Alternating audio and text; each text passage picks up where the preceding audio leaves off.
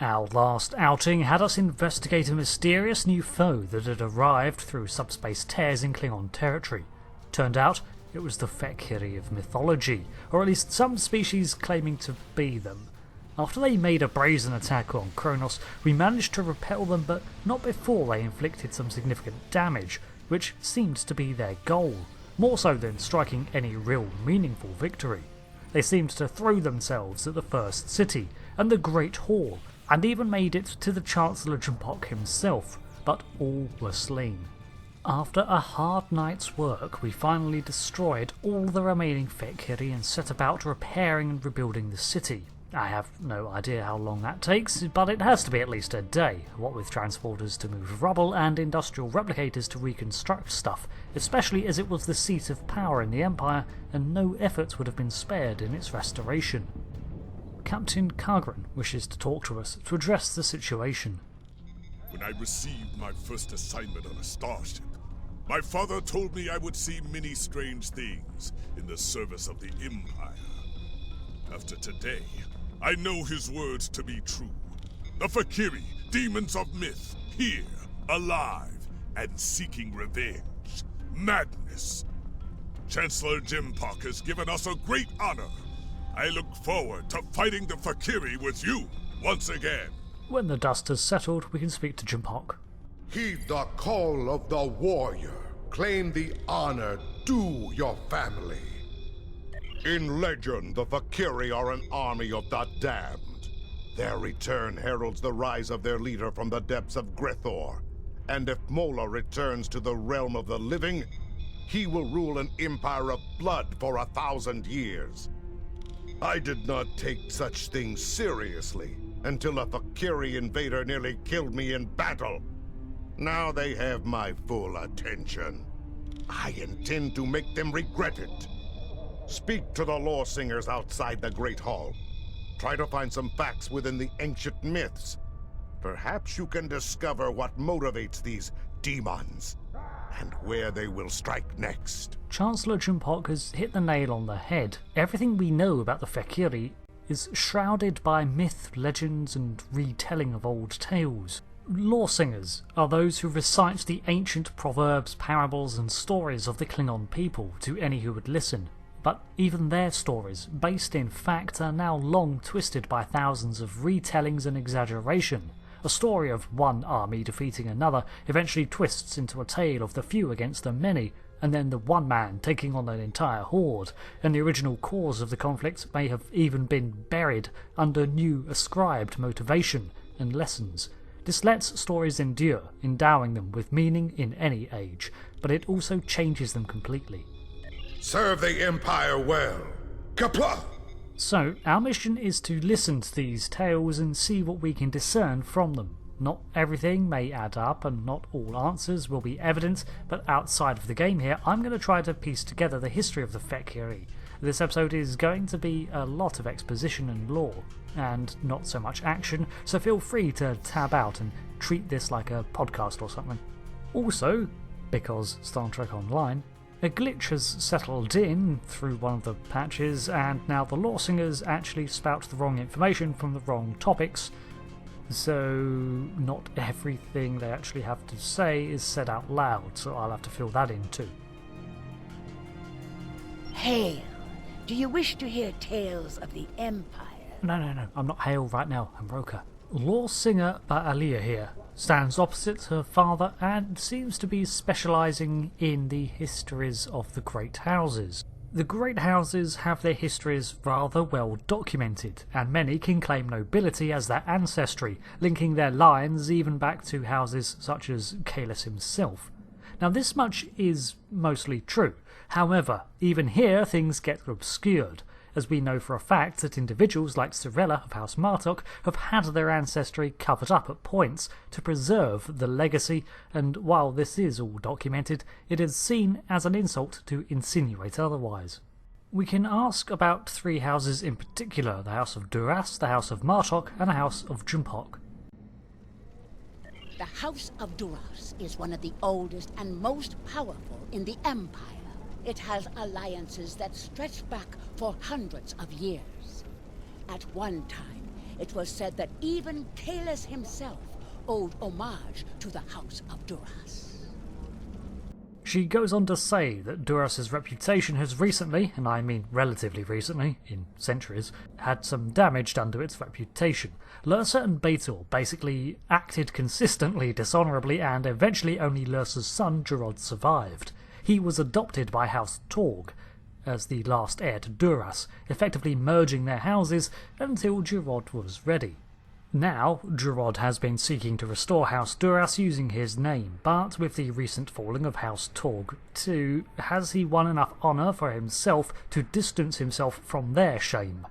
Only time will tell, but he bears a strong grudge against House Martok. Speaking of, Martok was born a commoner, but with skill and honour, he rose to greatness. Not even the stain of having been replaced for a time by a shapeshifter was enough to stop him.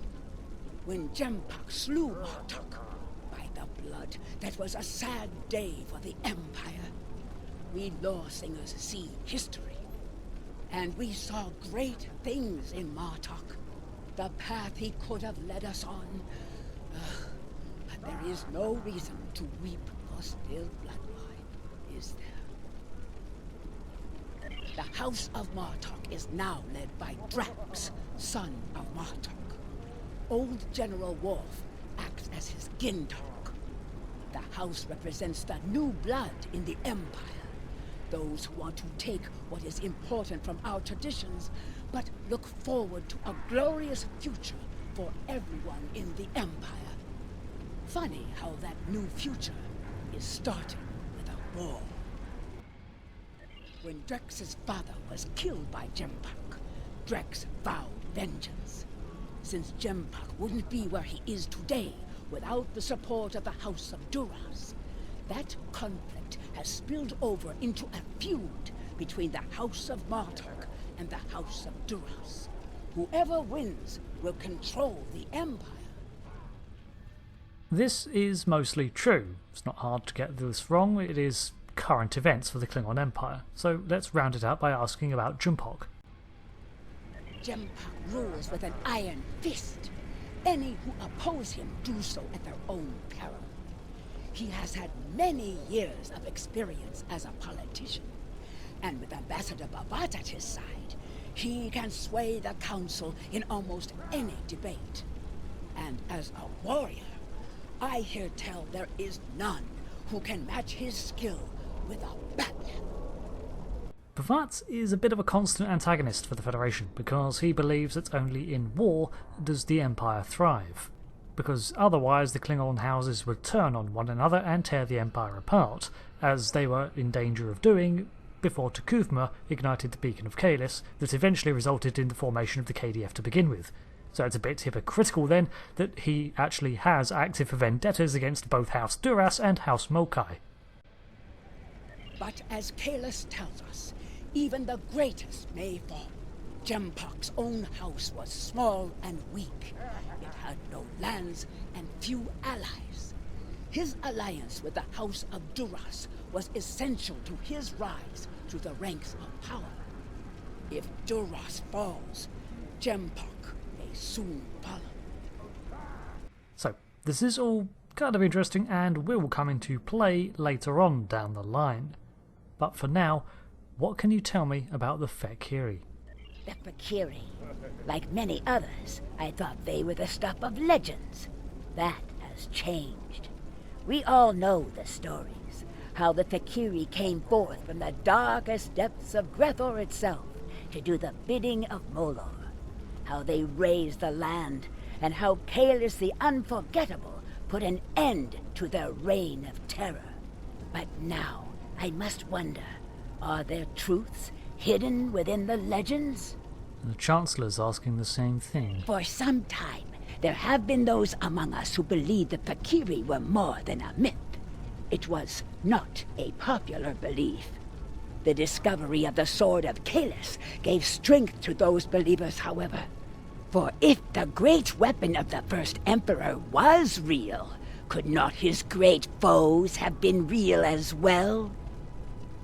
The invasion of this great city by the Fek'ihri horde will no doubt give them even greater cause. We must study the Fek'ihri lore from the time of Kahless, only this time with a more open mind. My father, Tehran, is an expert on the Sword of Cadis and the facts and fables that surround it. You would do well to speak with him on the matter. Literally across from her, on the opposite podium, is her father, Tehran. Now, once again, the dialogue is jumbled, so I'll have to make do. Do you wish to hear a tale of Kahless? I weave tales of glory and honor. Let's start with the Sword of Cadis. Ah, yes. Many Klingons turned their thoughts to the weapon of the first Emperor these days. A Fek'ihri invasion would do that, I suppose. Put simply, there is no greater weapon in our history. With the Sword of Kahless in my hand, I could face an entire fleet and win. And now, it seems we have need of such a mighty blade once more. A sword versus a fleet. For some time, the monks of Boreth safeguarded the weapon. Until the coming of the hur'q several thousand years ago. They took the blade from us, and it was thought to be lost forever. There are some who say that Dahar, Master Kor, and Worf found the blade. And yet, when I speak of it to Worf, he turns away without a word. The son of Mog is here now. He is a stubborn man, but he always strives to do the right thing for the Empire. And the Empire needs the Sword of Cadis now, perhaps more than ever before. Ask him yourself. Perhaps you will succeed where I have failed. Before we question Worf, let's follow up on what we know about the General, and about the sword itself. Going back to Bayalia, we can ask what she knows about the son of Mol. Worf was once a Federation officer. Do you know that? He served the Federation for years, even becoming ambassador to the Klingon Empire. But he and Martok were great friends, and Worf was joined to his house. As Martok's fortunes rose, so did Worf's. Worf walked a careful path between our Empire and the Federation until the treachery of the Kamekuv, the Undine, was exposed.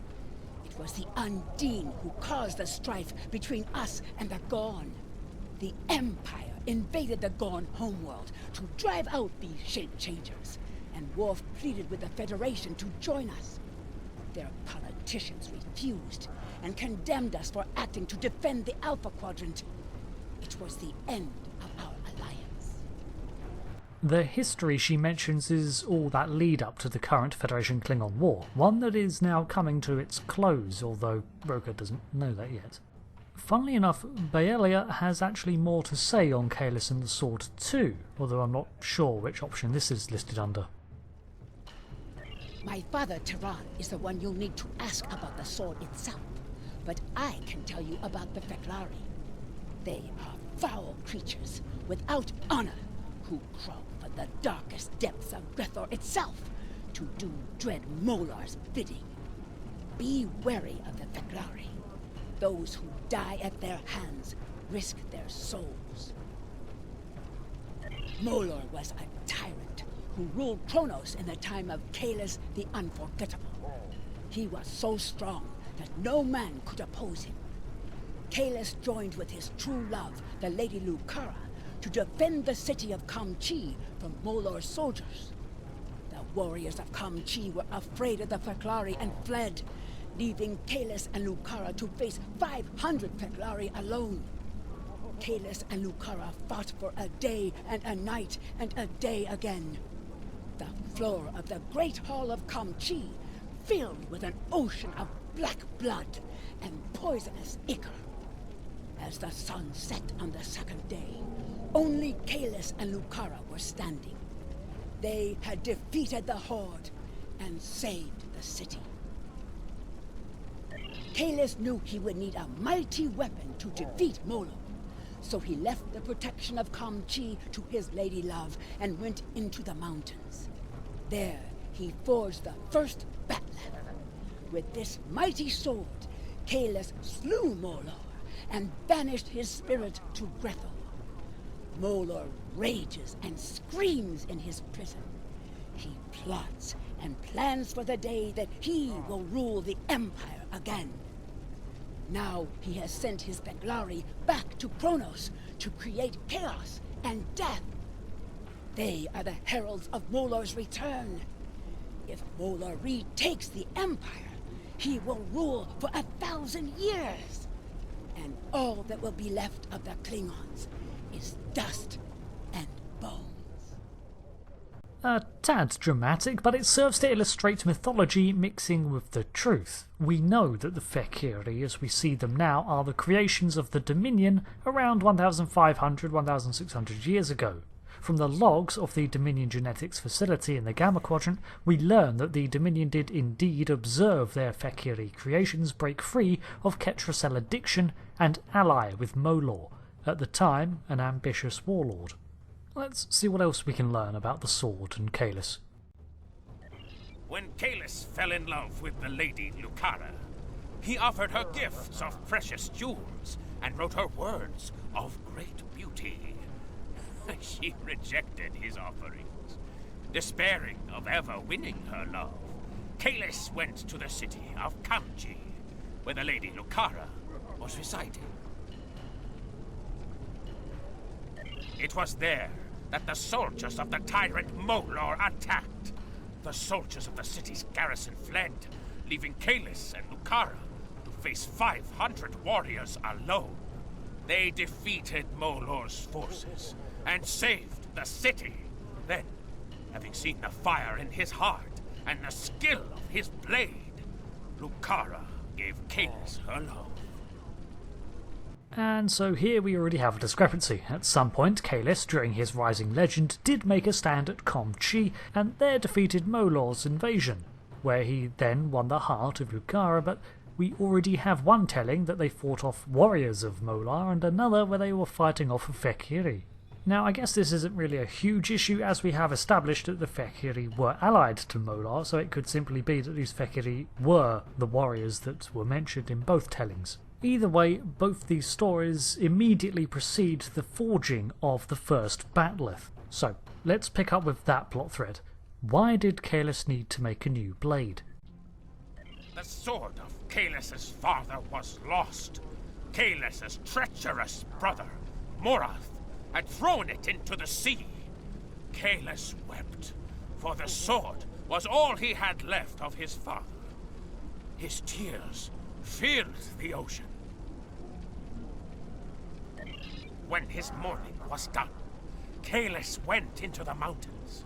He walked alone into the deepest wilderness, and did not stop until he had reached the Cryptic volcano, where no Klingon had ever been. At the volcano, Kahless cut a lock of his hair and plunged it into the river of molten rock. The hair burned, but then Kahless thrust it into the lake of Lusor and twisted it into a sword. That was the first bat'leth, the Sword of Honor. Now, this is probably hyperbole, because we also later know for certain that the Sword of Kahless is formed from hur'q carapace, at least in part, but perhaps there was a forge within the volcano. He could have used his hair as the carbon to make the steel. It seems like a very Klingon sort of thing to do. This does mean, however, that the forging of the Sword of Kahless was accomplished after the hur'q attack, or at least during it, as the Dominion recorded the hur'q basically following the Fek'ihri through the wormhole all the way to Qo'Nos. With Kahless defeating both in his lifetime, it seems certain that both the hur'q and the demons would have been issues at the same time. Kahless used his blade to defeat Molor. He used it to force the fek'lhari hordes to retreat to the hell from which they came. He used it to skin the serpent of Zol, and its might forced his brother, Morath, to submit to Kahless and return to the path of honor. There is no greater weapon in our history. With the Sword of Cadis in my hand, I could face an entire fleet and win! After Kahless left this world for Stofakul, the sword was our greatest treasure, and the monks at Boreth kept it safe for Kahless's return. When the hur'q conquered the Empire, they took the blade as a spoil of war, and we thought it lost forever. Many have searched for the blade, but its place of honor in Boreth remains empty. I hear stories that say Worf, son of Moog, went on a great adventure once with his beloved and the great Dahar Master Kor. I have heard that they searched for the Sword of Kahless, and some even say that they found it. When I ask Worf to tell me this story, he turns away without a word. Ask him yourself. Perhaps you will be more fortunate. So, it seems then that Worf is our next point of call. The General stands as always outside the Great Hall, ready to dispense advice to anyone that approaches.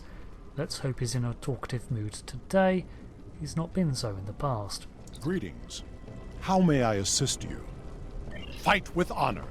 So, funny story. I don't know if you were awake last night, but there was a bit of commotion going down in the city. You speak of the Fek'ihri. Yeah, and the question on everyone's mind, including the Chancellor's, is, are these the actual Fek'ihri from mythology? The Fek'ihri share many characteristics with our ancient enemies. However, one of the things I learned during my time in Starfleet was that things are not always as they seem. It may be that the true enemy is hiding behind legends until they choose to reveal themselves. Again, we do learn from the Dominion files that their Fek'ihri were based on Klingon mythology. So, what about the Sword of Cadis? Rumour is you know something about it. That is a task for the loresingers. Suffice it to say that it has power beyond that of a normal weapon. Not only can it rend flesh and bone, it can control hearts. To my regret, I found that I was not up to the task of being the sword's master. Now, you say it can control hearts, but it's probably just the belief that Klingons place in it that allows this to happen. This is a story that I am loath to share without good reason. However, I know you to be honorable and a friend to the House of Martok. I do not believe you would ask without reason. I accompanied Daha Master Kor and Jadzia Dax on a search for the Sword of Kahless. Kor had uncovered information during his time as a diplomat to Vulcan that he believed would lead us to the sword's location. He was correct. We found the sword on a hur'q world in the Gamma Quadrant. The sword brought the dark sides of our natures to the surface. We argued over who was to keep the blade. I might have even done the unthinkable and killed for the blade, if Jadzia had not been there to stop me. Kor and I realized that the Sword of Kahless was too powerful for any man to wield. It had divided us. It would have divided the Klingon people as well. We agreed, for the good of the Empire, to transport the blade into deep space. If Emperor Kahless had not been successful, it would be there still. So you're saying that the clone Emperor, the symbolic head of the Empire, now has his sword back? The Emperor contacted me recently. The course of his ship would put him in the Senex system now. Be wary. The Breen have overrun that system. Kahless is an inspiration to us all, but as a modern warrior, you may find that he needs assistance. However, if you seek the Sword of Kahless, you must find the Emperor. Kahless returns. Now the Fek'ihri. What's next? The hur'q? Excuse me, General, the Chancellor. Report. What have you learned? Oh, okay, so in ages past, Kahless defeated the Fek'ihri and forged the first bat'leth to combat them specifically. Turns out that the Emperor, the cloned Kahless, who goes around doing morale boosting stuff and, you know, his own thing, actually may have that self-same sword. I thought his obsession with the weapon was risky, but I did not expect him to actually find it in the void of space. And so I agreed to his plan to search for the blade. I should have known better.